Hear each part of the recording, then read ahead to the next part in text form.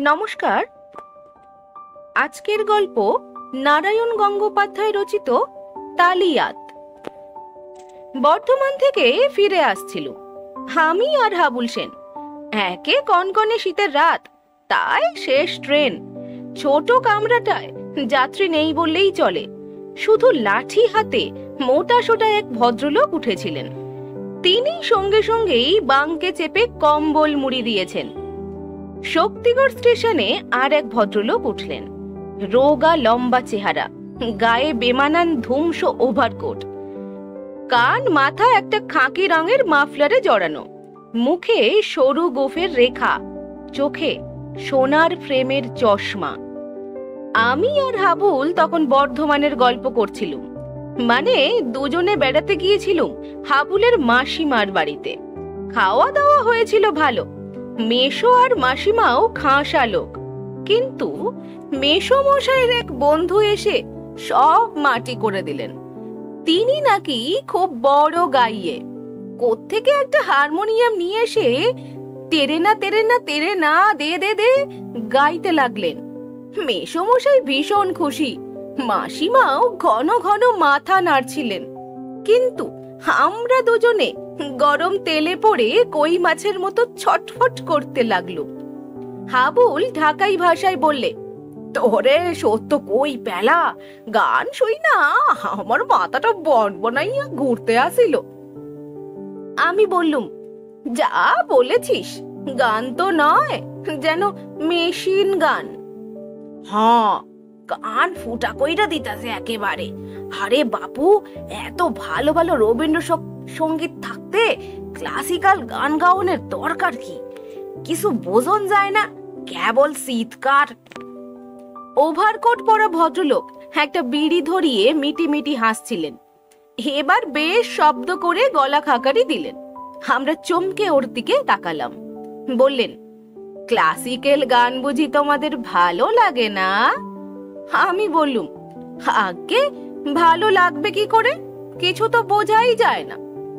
Overcoat বিড়িটায় একটা মস্ত টান দিয়ে বললেন, আসল কথা কি জানো, তাল বোঝা চাই। তাল বুঝলেই গান বোঝা যায়। হাবুল সেন বললে, তাল বুঝুম না কেন, তালের বড়া তো খাইতে খুবই ভালো লাগে। আহা, সে তাল নয়, গানের তাল। বেশ কায়দা করে বিড়ির ধোয়া ছেড়ে ভদ্রলোক বললেন, তালই হচ্ছে গানের প্রাণ। তাল বুঝলেই ক্লাসিক্যাল গান পাটালির মতো মধুর লাগবে, তালক্ষীরের মতো উপাদেয় লাগবে। আমি জুড়ে দিলাম, ঠিক। ভদ্রলোক খুশি হলেন। তোমার বেশ বুদ্ধিশুদ্ধি আছে দেখছি।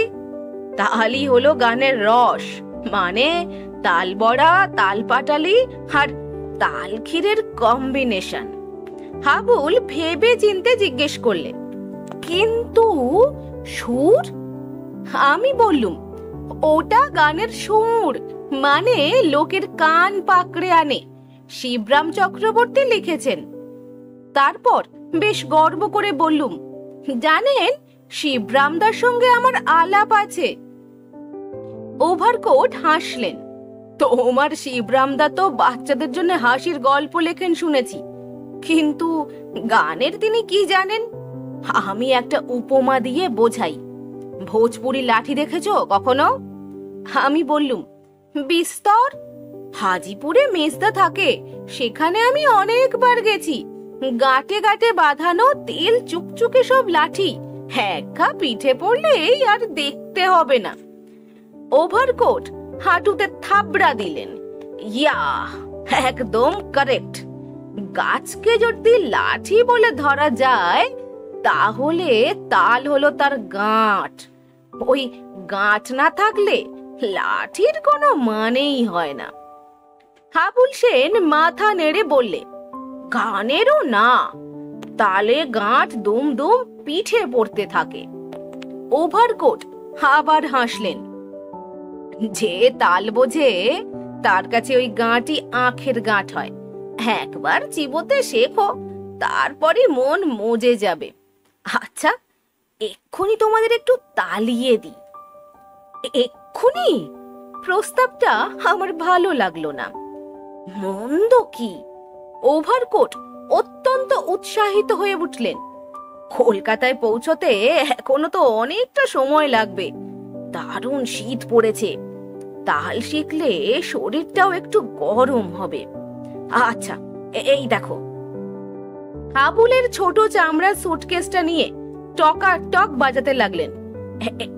এই যে দেখছো, এই ধা ধিনা ধিনা, এই হচ্ছে দাদরা। আর এই ধিনি কেটে ধা, এ হচ্ছে কারফা। বুঝেছো? একটু কান পেতে শোনো, খুব মিঠে লাগবে। আমি বললুম, আগে খুব মিঠে লাগছে না তো? আহা, বায়া তবলা না থাকলে কখনো বোল ওঠে? চামড়া সুটকেস কিনা, তাই কেবল ঢপ ঢপ করছে। আমি বললুম, তাছাড়া কেমন তালগোল পাকিয়ে যাচ্ছে। হাবুল বললে, আহা, এইটা বোঝোস না কেন? তাল তো গোলই হইব। চৌকা তাল কোনোদিন দেখছস নাকি? ভদ্রলোক নাক দিয়ে কেমন ঘোড়ার মতো আওয়াজ করে ই হি হি হি শব্দে কিছুক্ষণ হাসলেন। বললেন, ছেলে মানুষ, তালের নামে তালগোল একটু হবেই। আর চৌকোতালের কথাই যদি বললে, তা থেকে আমার চৌতাল মনে পড়ল। খুব শক্ত জিনিস। ভদ্রলোক টকাটক করে আবার খানিকটা সুটকেস বাজালেন। একটু গম্ভীর হয়ে বললেন, কি করে যে বোঝাই? আচ্ছা, ট্রেনের আওয়াজ পাচ্ছ? পাচ্ছি বই কি। কি রকম শোনাচ্ছে?